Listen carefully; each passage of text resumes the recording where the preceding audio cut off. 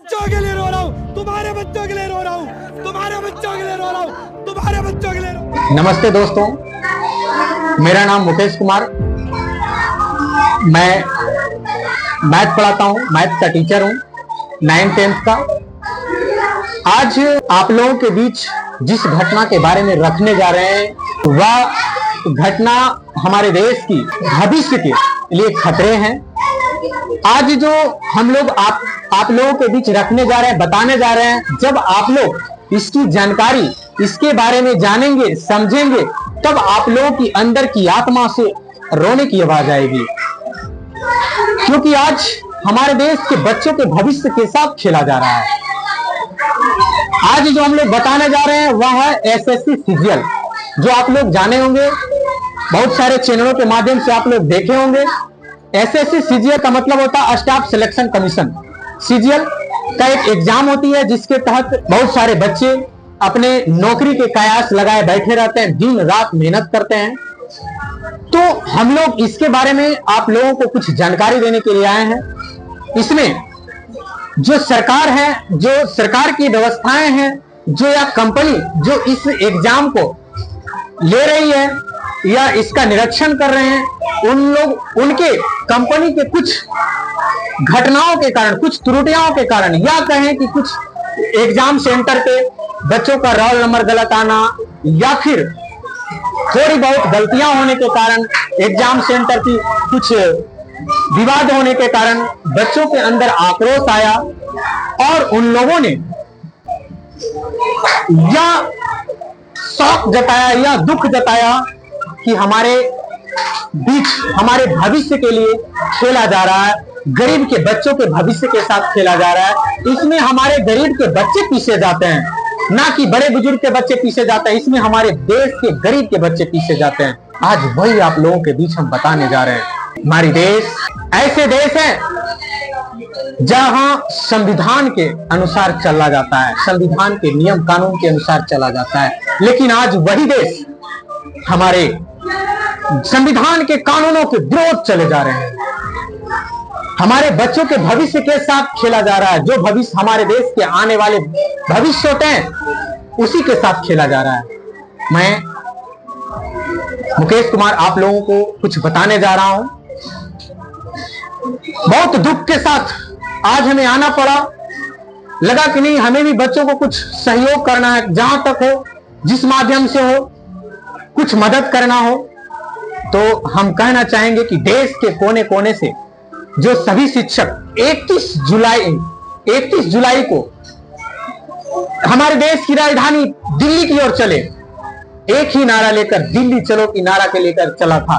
वे हमारे जो शिक्षक हमारे बच्चों को अंधकारों से निकालते हैं, अच्छे मार्ग दिखाते हैं, वह शिक्षक अपने बच्चों के भविष्य के हक के लिए लड़ाई लड़े। अपने बच्चों के हक के लिए लड़ाई लड़ने के लिए वे दिल्ली चलो के नारे के साथ गए और दिल्ली के हर एक कोने कोने में, जैसे जंतर मंतर और सारे क्षेत्रों में गए। वहां उन्होंने प्रदर्शन करना शुरू किया उस कंपनी के खिलाफ जिन्होंने हमारे बच्चों के भविष्य के साथ खेला। तो देश की जो हमारी सरकार की जो पुलिस प्रशासन है, जो अधिकारी हैं, उन लोगों ने बेरहमी तरह से हमारे शिक्षकों को के ऊपर लाठी चलाई गई, पीटा गया, घसीटा गया और सभी शिक्षकों को गाड़ी पर लादा गया, धकेल कर चढ़ाया गया। क्या यही हमारी देश की कानून व्यवस्था है? यही हमारी देश की नियम है?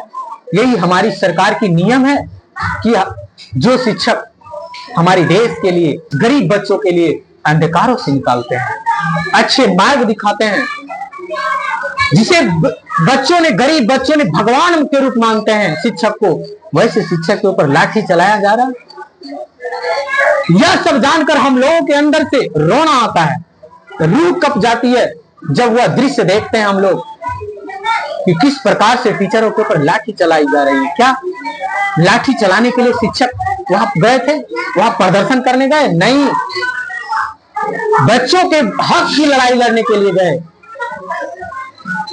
यह लड़ाई सिर्फ बच्चों की नहीं थी, यह लड़ाई सिर्फ एसएससी सीजीएल एग्जाम की नहीं थी, यह हमारी जन जन की लड़ाई थी, यह हमारी गरीब बच्चों के भविष्य की लड़ाई थी।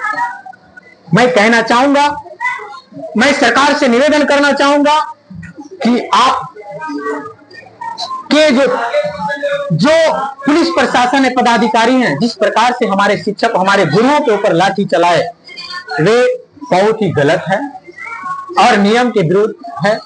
मैं आपसे यही निवेदन करूंगा कि कहीं भी प्रोटेस्ट करे या कहीं भी आंदोलन करे तो उसकी जो क्या मांगे हैं सही सलामत से सुने और निष्पक्ष जांच कराई जाए, जिससे हमारे बच्चों की भविष्य के लिए अच्छे हो। बच्चों की, आप लोगों के लिए सरकार के विरुद्ध जो एक आशाएं होती है वह ना टूटे, क्योंकि बच्चों आने वाले भविष्य होते हैं हमारे देश का।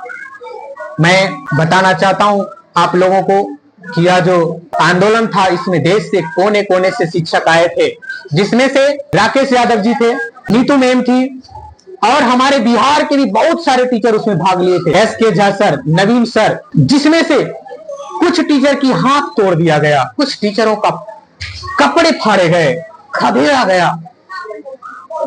बच्चों ने यह देखकर बच्चों के आंखों से आंसू बह रहा था कि किस प्रकार से हमारे गुरुओं के ऊपर बेरहमी से पीटा गया। क्या यही सरकार की नीयत है? बच्चों अपने शिक्षक को गुरु मानते हैं, गुरु के साथ साथ अपने भगवान के रूप मानते हैं। क्या वह बच्चा अपने शिक्षक को पीटता हुआ देखकर, लहू लुहान देखकर उन लोगों को यह डर, अंदर से डर आता हुआ कि नहीं अब प्रोटेस्ट नहीं करना? नहीं, इससे हमारे बच्चों के अंदर और जुनून होता है कि नहीं, आज हमारे शिक्षक के ऊपर जिस प्रकार से बेरहमी से पीटा गया, जिस प्रकार से एक घटना हुई, बच्चों को और उत्तेजित किया।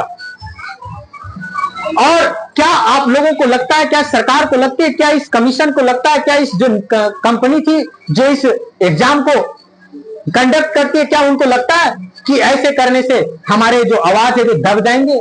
नहीं, इससे हमारे आवाज और बुलंद होंगे और सरकार के विरोध और इस कंपनी के विरोध आवाज उठेगी। आप लोगों को पता होगा कि जब जब देश के जवानों ने अपने आवाज खोला है तब तब सिंहासन डोला है। मैं कहूंगा, सरकार से मेरी निवेदन है कि आप निष्पक्षता से इसकी जांच करें और जो भी इसमें संलिप्त हैं उनको कड़ी से कड़ी सजा दें। ये हमारी देश के भविष्य की सवाल है, हमारे गरीब बच्चों की सवाल है। इसमें हमारे गरीब बच्चे पीछे जाते हैं। बस बच्चों का मांग क्या था? बस यही गरीब बच्चों की मांग थी कि निष्पक्षता से इसकी जांच हो, परीक्षा और परिणाम की तारीखें तय हो। जिस प्रकार से यूपीएससी बीपीएससी में तारीख तय होती है, उसी प्रकार से तारीख का एक कैलेंडर जारी हो। दूसरा मांग था कि पारदर्शिता के साथ नॉर्मलाइजेशन की प्रक्रिया हो। तीसरा जो मांग था कि परीक्षा का स्तर उचित हो, यानी उचित स्तर हो परीक्षा का, कि जो आज का एग्जाम में जो क्वेश्चन आया वही क्वेश्चन कल के एग्जामों में नहीं आए, अगले एग्जाम में नहीं आए, वही बच्चों की मांग थी। और चौथा था कि नियुक्ति में तेजी हो। नियुक्ति में तेजी का मतलब होता है कि जब एग्जाम खत्म हो तो नियुक्ति अच्छी प्रक्रिया, अच्छी तरीके से हो, अच्छे से हो, ना कि पुराने पदों को अटका कर रखा जाए और सिर्फ गिनती किया जाए, जनसंख्या में किया जाए, एक वाहवाही नहीं की जाए, हमारे बच्चों के भविष्य के साथ खेला नहीं जाए। पांचवा जो मांग थी वेटिंग लिस्ट की, वेटिंग लिस्ट भी जारी किया जाए। जैसे एग्जाम होने के बाद कुछ बच्चे का सिलेक्शन होता है, रिजल्ट आता है, उसके बाद कुछ बच्चे को पेपर ऊपर में छट जाती है, उसके जो पद खाली होते हैं उसकी वेटिंग लिस्ट दी जाए। अगला जो मांग था, परीक्षा केंद्र को सुक्षमता से की जानी, परीक्षा केंद्र पर अच्छे से अच्छे अनुशासन की जाए, प्रशासन की व्यवस्था की जाए, जिससे किसी प्रकार की छेड़छाड़ ना हो, किसी भी प्रकार की त्रुटियां ना हो। अगला जो इससे आगे जो मांग थी, प्रशिक्षित स्टाफ और निष्पक्षता की जांच हो। प्रशिक्षित का मतलब होता है कि शिक्षित, वहां की स्टाफ जो भी हो शिक्षित हो और पारदर्शिता हो, अच्छे से वहां की एग्जाम कंडक्ट करे, एग्जाम ले, वहां के क्वेश्चन को पारदर्शिता के साथ एग्जाम ली जाए। अगली मांग, लास्ट मांग उनकी थी तकनीकी की खामियों को अंत हो। जो खामियां की गया है, रोल नंबर में खामियां, कहीं एग्जाम सेंटर में खामियां हुआ, कुछ विवाद हुई, अच्छे से हो, सुलभता से हो, यही हमारी बच्चों की मांग है। मैं कहना चाहूंगा, सरकार से लास्ट विनती करूंगा कि हमारे देश, अभी हमारे शिक्षक और बच्चे लड़ रहे हैं, लेकिन यह लड़ाई गांव गांव तक जाएगी, हमारे देश के कोने कोने तक जाएंगे। और याद रखें कि जब हमारे देश के गरीब बच्चों और गरीब लोगों ने यह आंदोलन में भाग ले लेंगे तो आप लोगों को बहुत नुकसान होगा। आप लोगों को पता होगा कि जब जब बच्चों ने, जब जब गरीब लोगों ने, जब जब नौजवानों ने अपना मोर्चा खोला, तब तक सिंहासन डोला।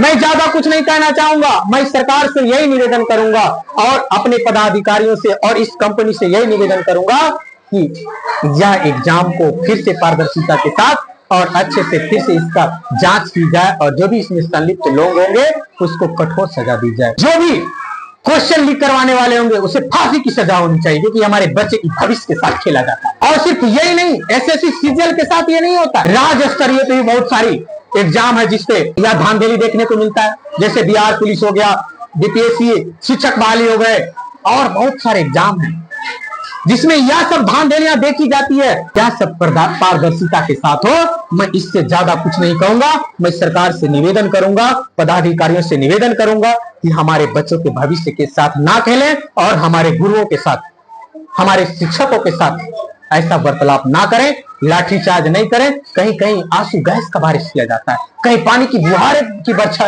ये सब नहीं किया जाए। इसकी जो मांग है, इसकी मांग के लिए एक कमेटी का गठन किया जाए और इसको निष्पक्षता से सुना जाए कि क्या बच्चों का मांग है, क्योंकि आने वाला भविष्य यही हमारे बच्चे हैं, यही हमारे गरीब बच्चे हैं। इससे हमारे गरीब बच्चे पिसते हैं। हमारे देश का यह कानून नहीं है, यह नियम व्यवस्था नहीं है कि गरीब को कुचला जाए, नहीं, सबको एक समान माना जाए, हमारे संविधान में है। मैं यही अपने वाणी को विराम करूंगा और सिर्फ मेरा लास्ट निवेदन है कि सरकार से और इस पदाधिकारियों से कि लाठी ना चलाएं। इससे आपके भी बच्चे होंगे, जो पदाधिकारी, जो पुलिस प्रशासन इस पे लाठी चलाते हैं, उसमें से भी किसी का भाई, किसी का बहन, किसी का बेटा, किसी का दोस्त, किसी के रिश्तेदार होंगे जो इस एग्जाम में, उस आंदोलन में भाग लिए होंगे। आप भी तो किसी गुरुओं से पढ़े होंगे। जिस प्रकार से गुरुओं के ऊपर लाठी चलाए जाते हैं, एक कतई सही नहीं है, एक गलत है। आप भी किसी से शिक्षा लिए होंगे, लेकिन कुछ प्रशासन का कहना है कि आप वर्दी में नहीं है तो नामर्द हैं। क्या आपके माँ बाप, आपके भाई वर्दी में हैं जो घर में खेती बाड़ी करते हैं? नहीं, क्या वे नामर्द हैं? नहीं। ऐसे आप बातों का उपयोग, शब्दों का उपयोग ना करें, क्योंकि हमारे शिक्षक भगवान के रूप होते हैं। नहीं, इस पे कठोर कार्रवाई की जाएगी और हमारे बच्चे आप बर्दाश्त नहीं करेंगे कि हमारे गुरुओं के ऊपर इस प्रकार से टीका टिप्पणी करेंगे। तब वही टीचर के आपके जैसे बहुत सारे प्रशासन को वर्दी दिलवाते हैं। क्या वे वर्दी नहीं दिए तो लाखों बच्चों को वर्दी दिलाने वाले कौन होते हैं? वही शिक्षक। आप शब्द बातें का प्रयोग ना करें। हमारे गुरुओं के साथ ऐसा बर्ताव करें, वे अपने बच्चों के हक की लड़ाई के लिए लड़ने। मैं और ज्यादा कुछ नहीं बोलूंगा। आप लोगों से यही निवेदन है कि अच्छे से एक कमेटी का गठन कीजिए और इसकी जांच की जाए, निष्पक्षता से की जाए और बच्चों की आवाज को सुना जाए। जय हिंद, जय भारत।